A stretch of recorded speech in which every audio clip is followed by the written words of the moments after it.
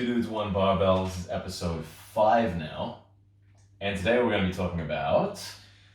More big rocks. More big rocks. So we covered last time some big rocks of nutrition, which was protein, and we talked about sleep a little bit. We're going to elaborate more on sleep because it's such an important aspect of the whole equation. It's very underrated by a lot of people. Well, I mean, it's something you don't really seem to do much when you sleep, and then people sort of forget how important it is. Yeah. I think the modern condition is that sleep is the enemy. Right? That's a good point. The whole sleep less, do more, work longer, work harder, hustle harder. I'm a machine. I can do what I like. Yeah, sleep is 5 hours is enough. Yeah, sleep is in the way of my progress. Which is something I'm guilty of doing for a long time. Yeah. There was probably 2 or 3 years where I was working 2 jobs and I was sleeping honestly, some nights 3.5 hours between shifts. I was working nights at Domino's and then waking up to study my certs and stuff like that. What's really interesting is when you're in that state, when you're sleeping between 4 to 6 hours, you just turn into a machine. Yeah. Right?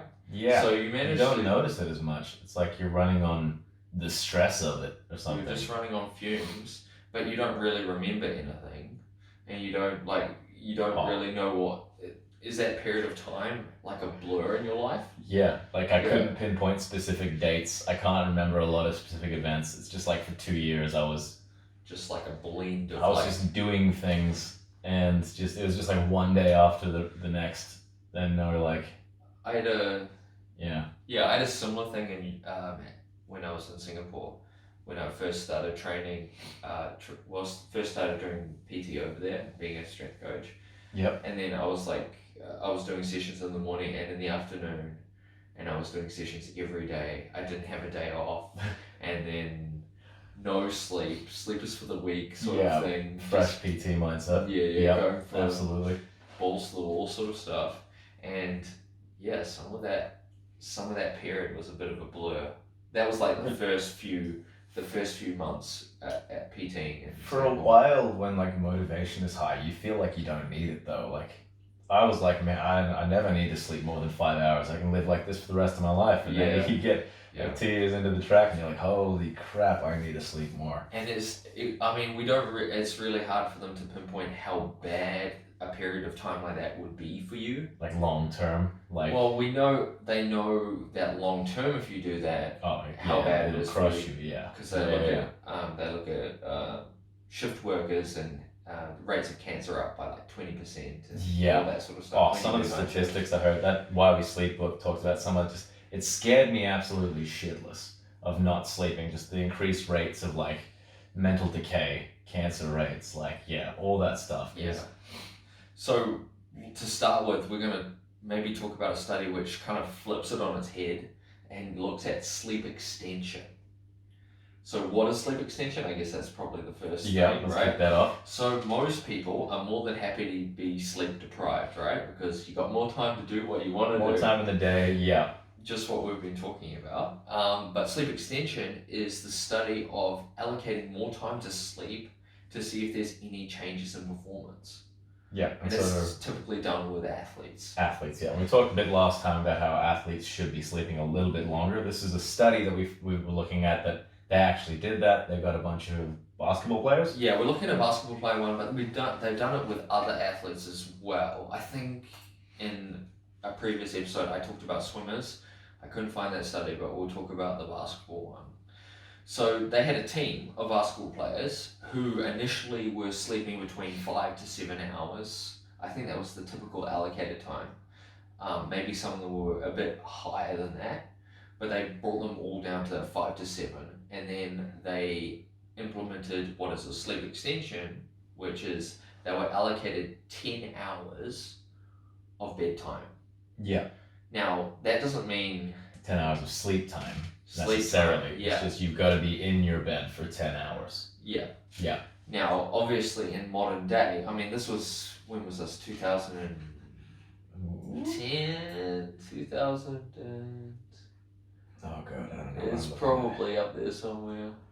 The DUI, it's okay. It's in the last 10 years. 2010. When 2010? Yeah. Okay. Yeah. So if we're thinking 10 years ago, how rampant was people using their phones in bed? Probably I feel still like pretty still bad. pretty bad, except they would have just been on typing on buttons rather than typing on a tap pad, like a Yeah, like Yeah. where did you get a smartphone? Oh Christ, I can't even think. Like into high school, I think. Or define smartphone. I think I had a touch screen at high school. Touchscreen. Yeah, Yeah.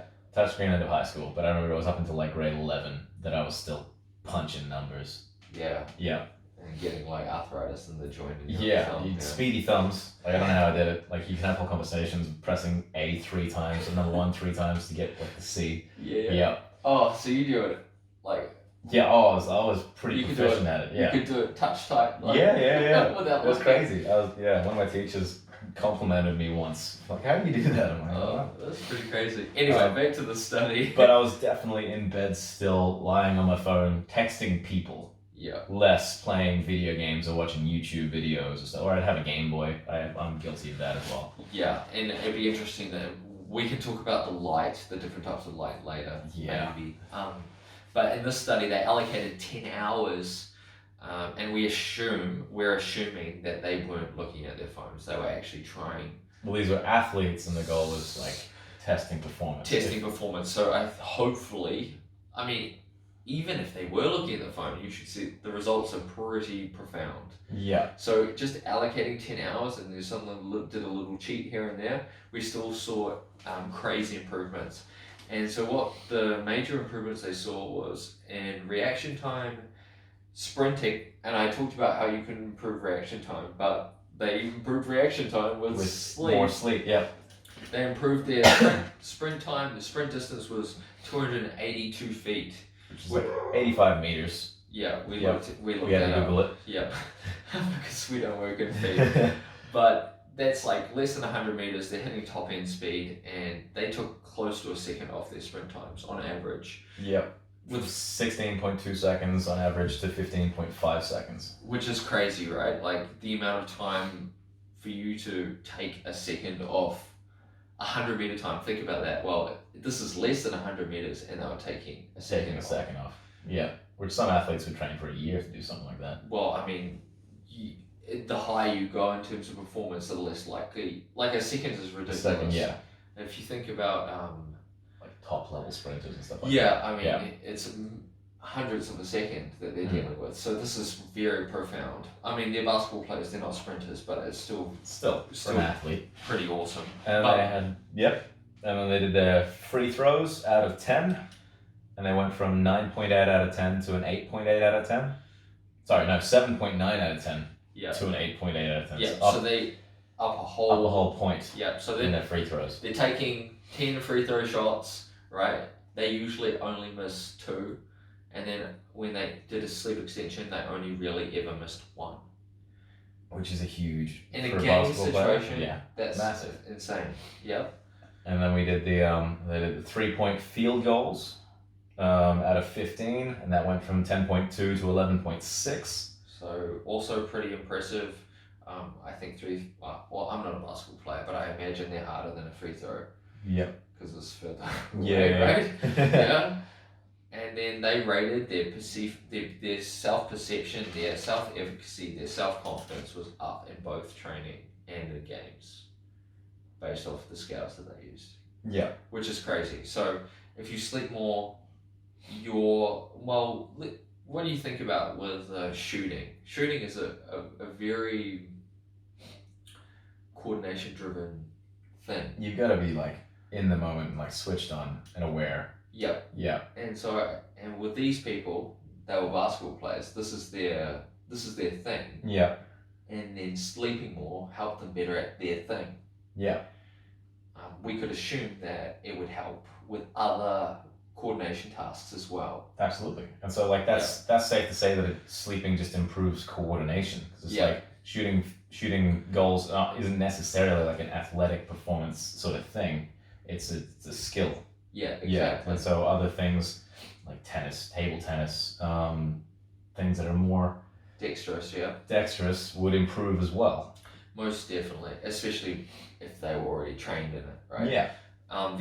The interesting thing was the speed and the reaction time. Now they're obviously linked, Yep. right? The neural firing, or peripheral neural firing, is directly related to reaction time. So if you can increase that neural firing, you're going to be quicker, and most sports require speed, Mm-hmm. right? Yeah, and reaction time and Yeah, so it's just win-win for athletes. across the board. Yeah, like you couldn't really think of a sport where more sleep wouldn't be beneficial. Well, I mean, there's obviously other benefits to sleep that we haven't really touched on, or they didn't touch on in the study, but for most team sports, I would say that all of these things are super beneficial. Definitely. I mean, could you think of something that's it's not beneficial to be quicker? No, I mean maybe golf, but you still your but then awareness there's and the like coordination this part of it. coordination is still going to play into it.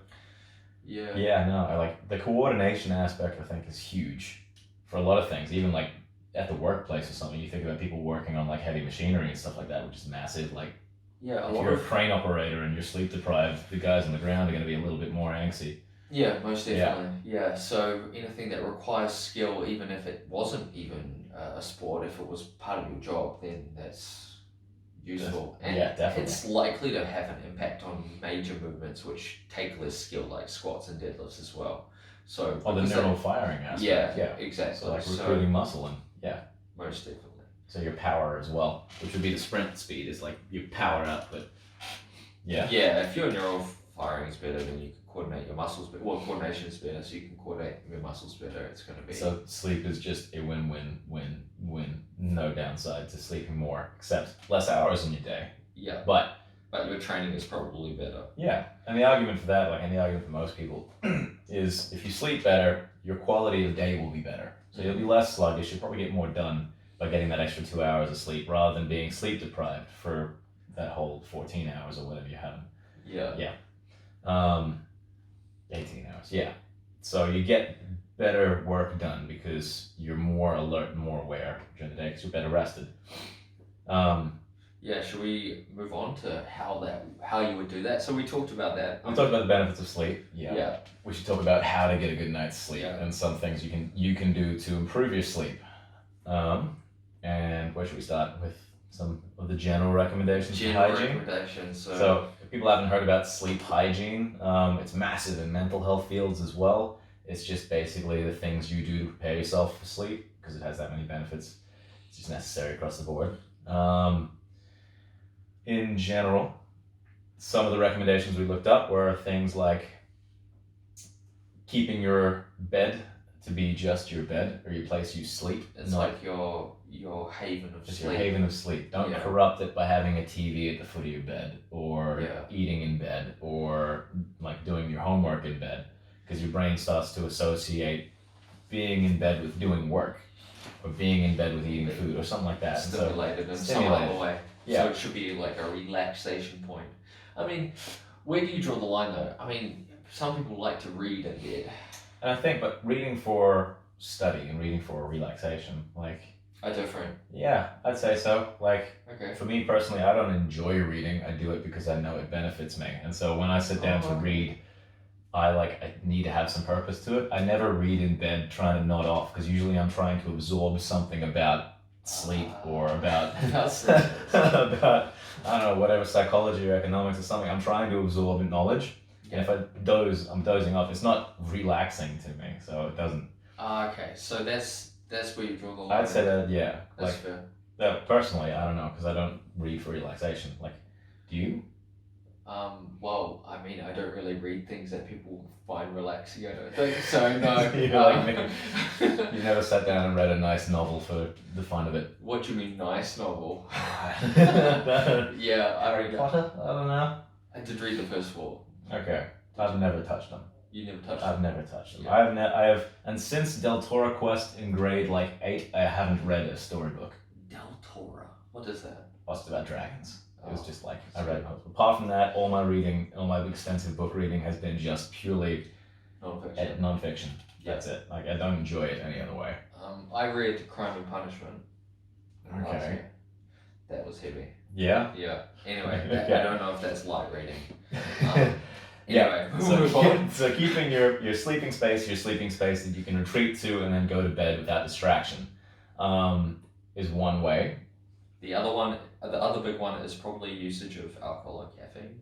Yeah, so the things you put in your body before you go to sleep have a big impact. Alcohol just dulls sleep quality. Like that is known. It's like after 2 standard drinks, Yep. your sleep quality decreases for like fairly significantly. So we just put this in layman terms.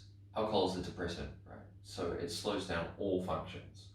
So as soon as you start sleeping, even though you might be sleepy when you drink alcohol, the functions of sleep are dampened. If that's easy to understand. Yeah. So you actually... So it's like sedating yourself during a time when your body's fairly metabolically active and doing things. Yeah, it needs to be functioning. You think about trying to do something when you're under the intoxication of alcohol. Yeah. Your body has the same problem, right? Yeah. It's a bit harder for it to do anything. Yeah. It's like you're trying to rebuild and recover and do all the things you need to, but you're drunk at the same time. Yeah. It's like you wouldn't let your mate drive a car drunk. You shouldn't let your body try and rebuild yourself drunk. Yeah. Yeah. Cool. And then caffeine on the other side of it is... Caffeine, yep. Everyone's Yeah. sort of sensitivity to caffeine is a little bit different, so it's case dependent. But was it caffeine half-life? I said it was 6, you said it was 9. We could be fact checked. Yeah, we could be fact checked. It's gonna somewhere. It's gonna take a long time. So depending on your sensitivity, having coffee after midday is maybe even risky. Is rolling the dice, unless you know that you have no issue with it or it doesn't, like if you're not too sensitive, like some people can have a coffee like at 12 o'clock and then they're still buzzing it at nighttime and they know that. Yeah. And they learn that. Whereas like me, yesterday I had a coffee at 5 p.m. Yeah, I saw that. And then I was still in bed, like asleep by 10. Yeah. And I sleep no issue. And so, Yeah. like, The interesting thing is, like, some people might say that they can still get to sleep, whether sleep quality is. but it might affect the sleep. Well, it definitely affects the sleep quality. Depends how much you've metabolized. Yeah. Right. So we were talking about this before, how it affects slow wave sleep and non-REM sleep, which is the memory consolidation part. So if you are under 18 and you're at school and you're having caffeine, like you're not learning. You're not learning. Yeah. Or at university. Yeah. Exactly. Yeah. Sleep is huge for memory consolidation. Yeah. I guess everyone should be trying to learn lifelong, right? So having caffeine. Ideally, right? Yeah. Yeah. Caffeine is going to impede that consolidation through your night's sleep, even though you might be able to get to sleep quite well. Anything that impacts your sleep in general. Like you could think that having a beer or two with dinner would be fine after doing a long day of studying or something like that, but that's going to impact your sleep quality as well. Yeah, it's a trade-off, right? If you have coffee and you enjoy it, right, and you know that you can have it at 1 in the afternoon and you're fine and you sleep, like there might be a little bit of caffeine in it, it probably doesn't impact it that much. Yeah. However, if you're like slamming back like espresso at like 6 p.m. 7 p.m. or you're having like espresso martinis, on a night out. A mix of both. It's Then your body just be like, what the hell, man? Yeah. Dude, what are you doing? Alcohol and caffeine. Yeah. You don't feel like hell tomorrow. Yeah. Yeah. Exactly. So obviously it's not like you have a little bit of caffeine, instantly you're not going to remember anything. Of course it doesn't happen. No. It's always a... But it would all add up too. Like if you only got like 5 hours of sleep in a night, you're going to miss out on that important memory consolidation time as well. Yeah, and the first block of sleep is the longest period of slow wave sleep.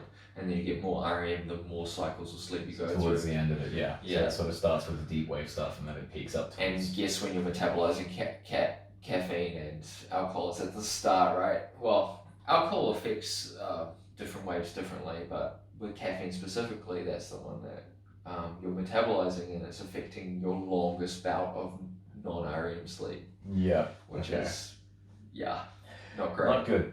Yeah. But that's also the argument for shorter sleep as well, because you get the long physically restorative stuff at the start of the night, and then you get the mentally restorative stuff at the end of the night. But if you're setting an alarm to wake up early and you know you're only going to get 5 hours of sleep out of your 8, then you're cutting off 3 hours of the most memory consolidation, like mentally. Oh, is that at the end of the night? Is it? I'm pretty sure. It probably all does everything. Yeah. If you cut off any part of it, it's going to impact a certain Something. section, and you're going to cut off the same bit every single time. Yeah. Because the argument from Nick Walker, of why we sleep, talking about sleep times for teenagers and having to wake up early for school. Yeah. And because they knock off that last little bit because they're waking up early. That's the that stuff is more mentally regenerative and helps with. Oh, okay. Because it's REM sleep, right? Yeah, REM sleep. REM sleep. Is bigger close to the morning. That's why you remember dreams and that sort of thing, right? Yeah, because it's more active, more mental. Yeah. And so his argument was that that little bit there helps with like not only cognition but like emotion regulation and stuff like that. Okay. Yeah, because one really interesting thing that I got out of the book was that people with like Asperger's don't get anywhere near as much REM sleep as regular people. Huh. And so I don't know if like it's coincidence or what, but like you lose the socially interactive capabilities and they don't get that REM sleep. And then they found like kids that cut that REM sleep short had higher rates of like anxiety and stuff like that. Okay, yeah. And so I can't remember the specifics, but that was his argument for it about shifting school hours back so that teenagers in their sleep cycles could get like wake up at 10 when they're supposed to. And get that regenerative sleep to be able to learn better and function better at school. It makes sense. And even now, it's more common for kids. I mean, we don't have kids, but they're probably going to bed 1, 2 in the morning, even if you think they're in their room, right? They're probably not going to bed. They all have smartphones, right? They have way more things to keep themselves distracted. Like I used to stay up till like midnight playing on my Game Boy, and that was one game, one little screen. Now I have access to any game I want, social media, YouTube for hours. Like, I couldn't imagine the bombardment of... Holy moly. So, I mean, do you just not bring your phone in? I think that's what... Is that the going recommendation would be? Confiscate your kids' phones? I don't know. Do you have like a separate alarm clock? Yeah. Because a lot of people use their phone as their alarm clock. Yep, I'm guilty of it too. And I've read books by like Simon Sinek and stuff like that. Talks about like if I could do one thing for you. It's like, I think he offered to buy everyone at one of his seminars an alarm clock. Because he's like, if you do one thing after listening to the seminars, get an alarm clock. I will pay for you to get an alarm clock. You email me and I'll buy one. Because then you're not looking at your phone before you go to bed. And it can be separate from you. And so you're not waking up and checking it. You're not laying in bed and checking it. Yeah. Which I'm guilty of doing. So that would be a pretty good recommendation. So just to quickly summarize, our first point was the haven of sleep. The haven of sleep. Keeping the second one was avoid drugs. Before bed. Stimulants. Oh, we didn't talk about food in your system or anything like that. Oh, but you talked about ingestion. So we were talking about in general, but we didn't talk about food. Yeah, like eating before bed and stuff like that. The impacts of eating before bed. So some people have a sensitivity to food waking them up while they're digesting and that sort of thing. Yeah. Typically heavy protein meals, but could be anything, could be any amount of food, depends on the individual. What's your opinion on dessert? Not ideal. I love dessert. You I love like, what do you mean in the terms of what? Should people be having dessert? Because high carb, like imagine a bowl of ice cream just before you're putting your kid to bed. Like, what would it do to them? Like, you're going to spike blood sugar, of course. And then and then it's going to crash, and then they'll sleep. And then they'll sleep. So nothing else. The idea I don't know if ice cream is... health-wise, you cannot recommend ice cream at all. Yeah. But in terms of enjoyment... Enjoyment, yeah. And I don't know whether it would actually impact sleep. Hard to say. Yeah. Right? We know that, well, everyone's probably experienced this when you have like a big carby meal, not ice cream per se, but like other starches, you often feel very, very sleepy after that. After everyone's had that Christmas lunch, everyone goes for a nap afterwards because they're full of whatever it is. Yeah, and you know this when you talk to people who go on low carb diets, they find it hard to get to sleep. Really? Have you talked to anyone about that? No. That was a very common thing. Only Luke, and Luke's a freak of nature, so... Yeah, he's... that's bonkers. He falls asleep, no issue, I think. Yeah, so that can be an issue if people go on low carb diets. They have problems getting to sleep. Fair income. Yeah. There you go. But most of us eat carbohydrates, so that's probably not going to be an issue. Yeah. Other recommendations. So let's talk about things that we do specifically in our hygiene, sleep hygiene. Oh, now people are going to think I'm really weird. Yeah, because we're going to talk about your mouth taping. Oh. Well, some people know that I've done some mouth taping on recommendation from this book While We Sleep, and also from John. I didn't know it was in While We Sleep. Was it in that? Yeah, absolutely. Gosh, I missed that bit of the book. Anyway, I was mouth taping. taping. Oh no, it was Breathe. It was in that book Breathe by by James Nestor, I think. Okay, yeah. I haven't read that book. Yeah, because he recommends taping your mouth shut and breathing through your nose just constantly, but definitely while you're sleeping, and why it's beneficial and what it's supposed to do. Yeah, so I had a lot of sleeping problems for a long time, and I got sleep studies done on me. I went to doctors. Wires and stuff like that. Wires. I even had an MRI scan on my brain. We could look at my brain at some stage. That's cool. All right. Nothing wrong with my brain apparently. Good. But I was still not sleeping very well, and then I accidentally fell upon this thing, mouth taping, because some people have a favoritism to breathing with their mouth, and I know I'm like that. You cannot hear me. I'm pretty nasally anyway. Mm-hmm. So. I thought, well, why not tape your mouth to force the breathing through the nasal breathing, yeah. Force the nasal breathing, which will help with the humidity of the breath, and I mean, there's all sorts of benefits to nasal breathing. You probably know more because you've read that book. Breathe is honestly, it's fantastic. Yeah. So yeah, nasal breathing. The idea that he puts forward about nasal breathing is eventually that the whole structure of the inside of your face will start to shift to allow for more nasal breathing. And so if you favor one way, your body starts shifting so that you can do more of it. Well, it makes sense. If you practice one thing, then it's likely that you get better at it. Get better at it. Yeah. Yeah, and that's the way. My idea was, I'm probably not going to breathe that much through my nose during the day. I'll tape during the night, and then it'll force me to breathe through my nose for at least 8 hours. Hopefully. Yeah. Anyway, something. I started that 3 years ago, and my sleep improved phenomenally. Like 2-3 days. Insane. Yeah. It was ridiculous. It was it was like black and white for you, right? It was black and white because I would click while I sleep. I'd wake myself switching between breathing between my nose and my mouth. Yeah. All sorts of stuff. I would snore. Now that I tape my mouth, that doesn't happen at all. Mm. Well, it does happen if my nose is blocked. Yeah. But talking about. Yeah, and I've experimented with the mouth taping, and I did notice a significant difference in my sleep quality when I was doing it. The only issue is when it gets colder and more dry, it irritates my nose, and so it gets congested. Something John was saying is that I should just push through, and he just tapes his mouth regardless and forces it until it starts working. I haven't really been sick in that 3 years either. No, which is massive. Which is crazy. I used to wake up with, if you wake up with a dry mouth, usually and like completely horrible and congested and stuff, you're breathing through your mouth. Yeah, because the air dries out the back of your throat. Yeah. You know, that's also, it triggers the need for urination.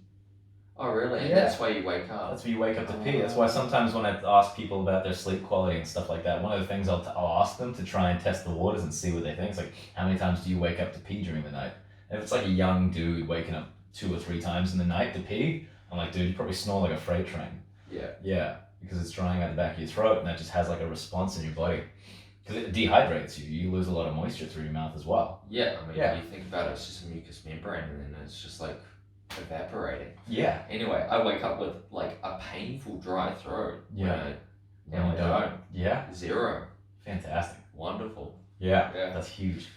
Another thing that I do specifically for sleeping is the nasal strip, which I think, do you do that or you don't? No, I do haven't that? done it yet, but I'm sure I would be willing to try that. Yeah, I get it's a plastic nasal opening strip. I bought like 150 of them off eBay a little while back, and it just sticks to your nose and pulls your nasal ridge open. It allows for like 30% more airflow through. I've got a deviated septum on one side, so I can barely breathe through one side and like at all. Which is why I snore most of the time. What does it do to the other side? Hey? Does it open up the other side? Both side? sides, yeah. Like it's no, but like with the tape, you said you've got a deviated septum. One side is deviated, so I get less airflow through that one. And so if this side clogs up, I'm screwed, basically, with breathing. Okay. But with this on, like, there's no issue. I haven't had an issue with not being able to breathe through my nose with these things on, usually. Like, the mouth taping thing, I'm still just a little bit scared. I'm getting used to it still. And so, like, I had a few nights where I woke up in the middle of the night and I had pulled it off in my sleep or something like that. Yeah. I've had dreams where someone's holding my mouth Shut. and Yeah. then I wake up. But that's not to scare anyone off. Yeah, It's we like, should. I've only had that like a couple of times. Most of the time it's been really, good. really Yeah. good. I think the first night is just really weird. It would be very like a shock to the system. Absolutely. You know they do this with kids with asthma Yeah. all the time. It's like one of the recommendations. Really? Yeah. Mm. I had asthma as a kid, actually, weirdly. Me too. Yeah, I had one of the machines at one point as well, like the oxygen mask things when they asked if you got bad enough. Oh, okay. Yeah. Did it humidify it for you Yeah, as well? It was just like it processed the air or something, so it was easy to breathe. When I remember that. That's pretty cool. It was a long time ago. I've haven't always been good with sleeping. It wasn't until I went through that period of like no sleeping at all and like grinding out. Like when I was younger in like my high school years, I had insomnia to the point of needing to see a psychologist from just like chronic like night terrors. Like, so it was more nightmares as well. Mentally specific, not like physically, but yeah. I had a similar thing. Yeah. Yeah, and then through high school, I would wake up at 4:45 to go to water polo training or go swim training. Jesus and Christ. So I was not getting any sleep. Yeah. And then I'd wake up worrying about missing my alarm, missing training, I've done that before. like almost every day. Yeah. When I started as a PT, there's a few times my alarm didn't fire off, and then after that happens and you miss like a 5 a.m. client, and you're like, it's the worst feeling because they woke up early to be there. They put the effort in. And you're just like, I am so sorry. But yeah, then after that, I started waking up like I'd wake up before my alarm, being like, holy crap, what's the time? Like, You set multiple alarms. I set 2. Yeah. And it's like 1 and then 5 minutes later, just to make sure. And so so other tips for sleep hygiene. Let's round out the sleep aspect of this. Yeah. So we can kind of call it. I thought we were going to go into training parameters, but we're already at about 31 minutes, so maybe next one. So mouth taping is what we recommend if you can handle it. I don't know if I would. It just depends on. It depends on the person. Yeah. Like, I definitely think if you are a chronic snorer and you notice that your sleep quality, a lot of people don't realize how crappy they feel. Yeah. And I think it applies to everything. I mean, it got to the point where I had to do it because I didn't sleep well enough. Like, it was that bad. You were getting tests done. Yeah. Yeah. For like me, it was just like, okay, I feel like rubbish and this is just as good as it gets. Then you have a few good nights sleep with like a new sort of implementation of some kind. You're like, wow, life can be so much better. So the nasal opener is what I do. You can do, we talked briefly about the light.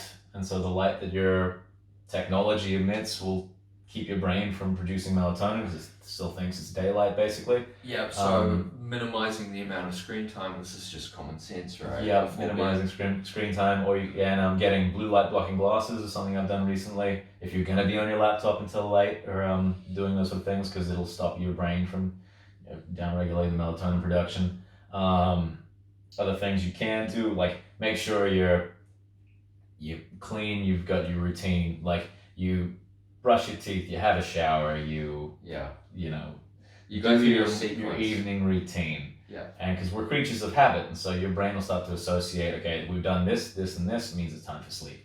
Yeah. And if you do it in the same order, then you're just like sort of preparing the behavior. Yeah, exactly. You just learn it, and then all of a sudden you'll start learning, and you get sleepy on response when you do a specific thing, which is huge.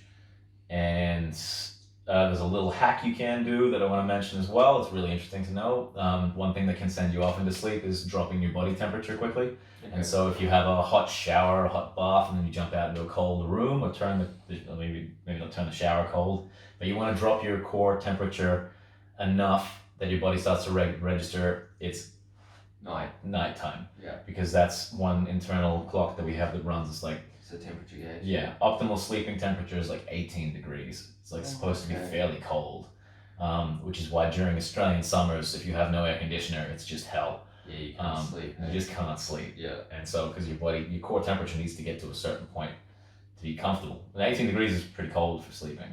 But that's when you're like, everything just seems to work. That's what they it's pretty cool. Right. Yeah. And so trying to get your temperature of your room down as well can help massively.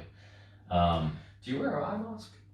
No, but I make sure I got blackout curtains, and when I do nap or anything like that, I'll always put wrap a shirt around my head or something like that. If I have a nap at work, it's like a shirt over my head, towel under my head, and then I'm done. But it needs to be like pitch black. Okay. Yeah, or I just can't. Like I can fall asleep napping like that if it's pitch black and quiet.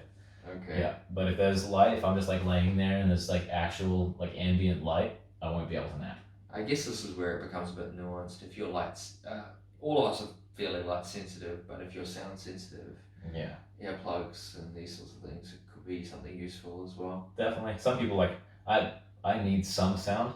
Yeah, so you have your fan on? Yes, I'm a fan on. Yeah. Or used to be aircon. Funnily enough, when I was like had insomnia for like night terrors and stuff like that, I'd use earplugs because what I would do is I would wait for things to crack and like hear noises, and my brain would go, "What the hell was that?" So if I blocked out everything, it was okay. But that's Yeah. trying to make sure your whole space is geared towards sleep, which would be a dark nighttime setting. Yeah. Anything, yeah. Yeah, I mean, if you got you.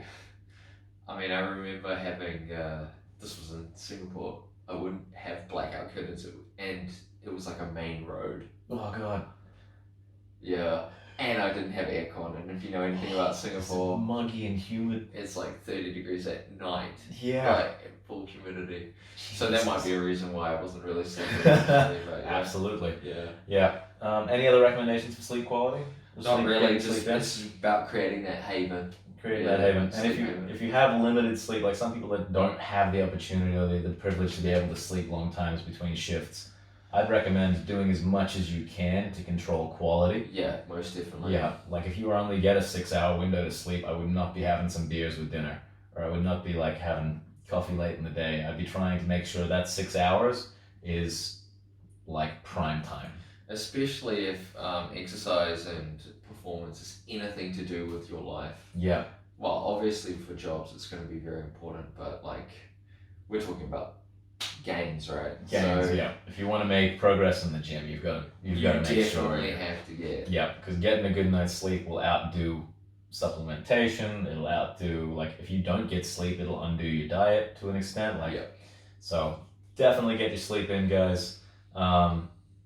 That's pretty much That's a wrap. a wrap for sleep. And I think next week we'll probably talk about training parameters, some more about the big rocks, but how Yeah. you could implement and particular principles that would help you structure your own training so you get progress. Yeah, We talked about our key movements, but we didn't talk about how you would. how to use them, how to How to implement use them. them. Yeah, so we'll talk about the things that you should be focusing on when it comes to training to get the most out of your training. Yeah. Perfect. Awesome. All right. See you next time. See you next time.